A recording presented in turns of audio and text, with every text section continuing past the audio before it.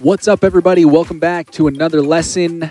We're going from zero to producer in 90 days with Ableton Live. Big thanks to Ableton extending their free trial for 90 days while we're all in quarantine. So I'm bringing you the good knowledge straight to your home. Today's video is all about recording. We're going to get everything set up with our home recording, microphone, audio interface, laptop, computer, all that good stuff so that you can be as impassioned behind the microphone as the lady in this photo. Quick review of what we talked about in the last video. Lesson 5 was all about music theory basics. We were getting into major and minor scales, learning how to make chords from those scales, diatonic triads. Remember, diatonic triads is just a fancy word for the notes are in the scale, and there's 3 notes that make up the chord. We were looking at using MIDI effects for some cool chord hacks, and we were kind of breaking the rules that we started with about staying within the key by using those chord hacks, but the song sounded cool anyways, so it's all good, right? Well, I want to dive straight into it, and let's start by talking about your signal chain. The first thing that comes into play when you're recording is the source sound in the room that you're recording in. If you're in a really small room, you might get some weird buildup of bass or low frequencies or some funky sounding stuff. And bedroom recordings, for that reason, I always recommend that people try to do something to help your space acoustically. It pays off a lot. And things that will work are like putting a mattress up on the wall, putting some blankets, especially if you've got thick wool blankets like over your windows and stuff like that. If you have a little bit of cash and you're able to invest in some acoustic treatment, like the photo we've got up here, some panels up on the wall, you can kind of see I've got a few of them hanging up in the background. In my studio room here, I'm in a concrete basement that I've turned into a studio, and those little panels make a huge difference. Basically, just want to get rid of parallel walls and try to put some stuff above you in the ceiling just to make sure you're not getting reflections in your room off of the walls into your microphone. Well, speaking of microphone, you're going to want to know if you've got a dynamic or a condenser mic. If you remember from a previous video, biggest difference is that condenser mics are going to give you a little bit better detail. So they're great if you're like doing studio recording, vocal, acoustic guitar. If you have an acoustic piano in your home that you want to record, condenser mics are a great way to capture that detail. The trade-off is that they need a little bit of electric power, or we call that phantom power, to make sure that they will work. XLR cable. You're going to need to plug that mic into your sound card or your audio interface. Cable tester can be nice if you are unsure if your cable's working, or if you're trying to gain that volume up and it's just not getting loud, or if you're using a condenser mic and you have phantom power on but it's still not powering on. Checking that cable or just swapping it out for a different XLR cable, that's a symptom of one of the 3 pins in that cable not being connected, or maybe a soldering joint came undone within the connector on the cable. That stuff's pretty common with cheap cables. Just make sure you got a spare one or a cable tester.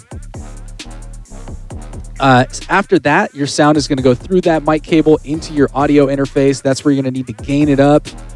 Got a volume knob or a gain knob on most audio interfaces. Then from that point, it goes into your computer, into Ableton, and then it's going to come back out of the audio interface and into your headphones and speakers. We're going to talk a little bit about why that order is important here in this next part, and that all has to do with monitoring. So we want to make sure that we're able to hear the track and we're able to hear the sound that we're recording live properly. Proper monitoring leads to a proper performance. Performer is going to need to hear the track, and they're going to need to feel comfortable to give you a good performance. That means that they can hear themselves. Maybe that means using some effects in the headphone mix. Maybe that just means that the room is set up in a certain way. Maybe they need a chair, maybe they need a stand. Accommodating for that performer can make a big difference. Whoever's performing should get the best headphones. If you've got like a nice pair or a cheap pair. Just make sure that all of the best gear is being used on the person that's performing, because we're trying to capture their performance. Spend that extra couple of takes to get the headphone mix right. Let your singer have a few practice takes, and after you record them a few times, ask how their headphone mix is sounding, and just make sure that they can hear themselves properly. Next, I want to talk about playback latency. This is kind of a weird thing. Sometimes people record, they're able to hear the music, they're singing along to the music, or they're playing guitar along to the music, but what they're hearing of themselves back in the headphones has like a delay. This is a really common problem. And what it comes down to is that our computers have to do a lot of math to make up all those ones and zeros that make up the digital audio. They're really good at that, but after a while, lots of instruments, lots of recorded tracks, all that kind of stuff, we're gonna run into problems and our computers are gonna struggle to keep up. So there's this thing called audio buffer that creates a delay between you pressing the play button and the sound coming back from your computer that just gives your computer that extra time to do all of that math. This is very helpful when we're mixing down our tracks and we've got lots of plugins, but when we're recording, it's kind of a problem. So remember that high latency means a long delay. To adjust for that, if you go into your Ableton preferences, go to the Live tab and press Preferences, or Edit Preferences, I believe, if you're on PC. Command comma or Control comma on PC are the shortcuts to open that up. You're just going to want to go to your Audio tab and look down here at latency. You can see we've got this thing called buffer size. Buffer size is measured in samples, and the higher number of samples makes for a longer delay so that our computer can do all that math easier. But you'll see that as we get up to 1,000 samples, 2,000 samples, and we look down at this overall latency, it's a pretty high number. 92 milliseconds is going to cause a delay in our headphones. So what we want to do is get that number down below 40, or ideally below 30, so that we don't perceive it as a delay in our headphones. It's still there, but it's short enough that you don't hear it. For the most part, 512 samples or 256 samples will get you in that low number so that you can monitor properly. Just make sure that you're not overworking your computer. If you start to hear some clicks and pops or some stuttering sounds, that's how you know that it's time to put that latency back up a little bit so that your computer can do all of that math. We can quickly just look at what samples are in audio. Over here on the left part of this graph, you imagine we've got a waveform. This is a recording of some kind of sound, a singer or whatever. And each one of these lines, from very few samples up here on example A all the way down to like a large amount of samples down here on number C, is just going to draw lines up and measure where that waveform is. And when it is in the digital world, represented in ones and zeros, then it represents that waveform in little steps here. So you can see that the higher number of samples we have, the more faithfully it reproduces that curve of that original waveform. All right, so now we've covered all the boring stuff. Now it's time for us to actually record some audio. A couple things we're going to want to check. We're going to want to go to our preferences, back to that audio tab. We're going to want to look at our audio device and make sure that our sound card is being picked up. You'll see you've got audio input device, audio output device, and then we've got this channel configuration. For the most part, most of us are going to use the same input and output. If you've got a sound card that plugs your headphones in and it plugs your microphones in, like a Scarlett, Focusrite, for example, or Universal Audio interface, it's going to be the same thing selected on the input and the output. The only time that it would be different is if you were using your internal playback, like the headphone jack on your laptop, for example. You might select built-in output. And then if you had like a USB microphone or something, that's what you would select for your input. And then your channel configuration, this should be set up fine by default. But if you want to go in here and double check, it's just what inputs you have on your sound card. And if you're going to use them for recording, you just select them and light them up yellow, and they'll show up in our drop-down menu here. So since we're recording audio, we're going to use an audio track. We're going to select external in. We're going to look here to our different channels, and you'll see that when you've got audio input coming in, these channels actually will show you a preview of the meter. So I'm going to be using a condenser mic here. I've got an Audio-Technica AT4040, which is in channel 4. You can see when I tap on that mic, that meter moves. Now I'm going to record arm the track. We've got the right input. We've got an audio track. Hit this little button with the circle on it. It lights up red, and that lets us know that Ableton is ready to record audio onto that track. We've got some options here for monitoring: in, auto, off.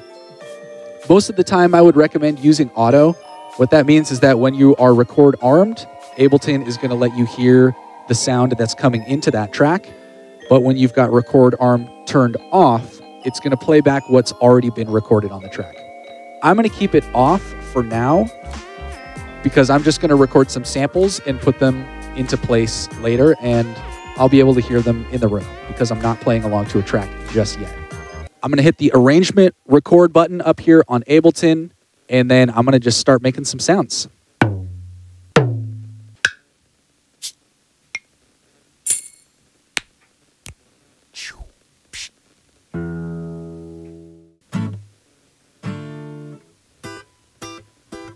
And let's go through and chop this stuff up. First thing I'm going to do is set up a couple audio tracks and label them. Command-T or Control-T on Windows is the shortcut to make those tracks. I'm just going to do a couple of them. Kick, snare, snap.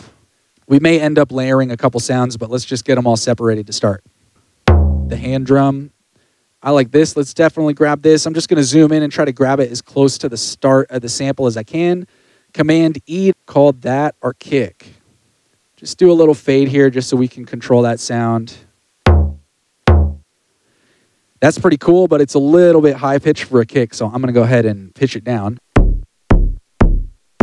We might mess with it a little bit more later, but that's fine for now. Let's see what else we got here. Recording of those bongos. Let's grab that louder wood block. That's going to be our snare drum. Command-E to chop it. Just drag that down to snare. Kabasa, little shaker type sound. Let's definitely grab that. Can't remember which one that was, but I like the sound of it. We're probably going to layer all that stuff together to make our snare. Paste it back over here with the rest of our stuff right underneath our snare drum. And we're just going to line up these things here, holding the command button or the control button if you're on Windows. Allow you to nudge the start of this off of the grid so you can just get it right up on the start of that sample. Maybe that wood block needs to be a little quieter. It could be cool. Sometimes layering stuff has a really cool effect. Sometimes it doesn't change the sound a lot. You just got to try a couple different things and see what works. Clap 1 and clap 2. Just put those both on the clap track for now. We might put those on different tracks here in a second. Definitely want to grab one of these snaps. And then I think over here we've got some guitar chords. On these chords, because they're quiet, it might be worth us just turning this clip up a little bit. That one's cool. Minor chord. Cool. I think that's plenty for now. I'm just going to drag all these chords down here that we're going to keep onto our guitar track. Do some cutting and pasting just to get all these things over here kind of in the same spot. It's all a little spread out right now. And I'm going to do just the simplest drum beat I can think of. It's just going to be kick and snare back and forth, and we'll just alternate. Some will have tambourine sounds, some won't. Some will have claps, some won't.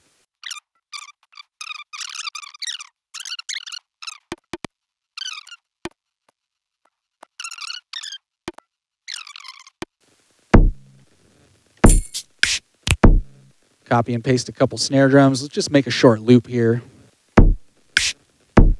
Might want to switch up some of these percussion elements. Maybe we'll shorten that mouth sound. Drag a couple things off of the grid.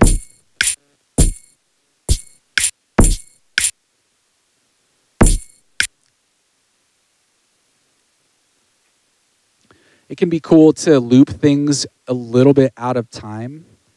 Gives you that kind of live band, funky, hip-hop swing sort of thing. I'm not sure about that snap, but we can move that around.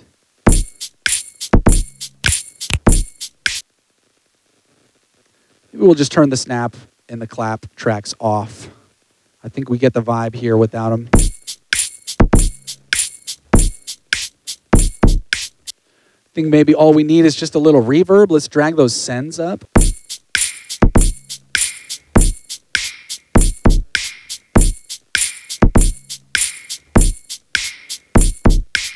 It's kind of cool. Now let's edit that guitar. All I'm going to do here is just drag the start of that sample really close so that we can put it right on the beat and grab a couple of these other chords. Pretty simple chord progression, but it should show just how easy it is to start recording audio and start making a beat with your own samples.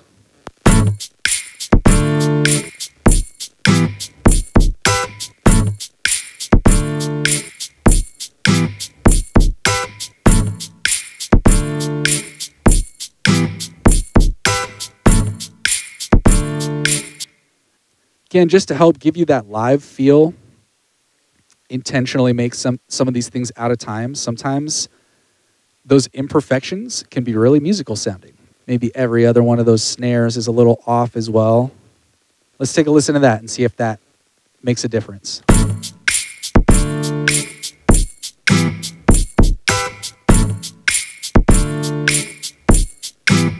It definitely separates those sounds and makes the layer more interesting because you can start to identify each one of those click sounds separately.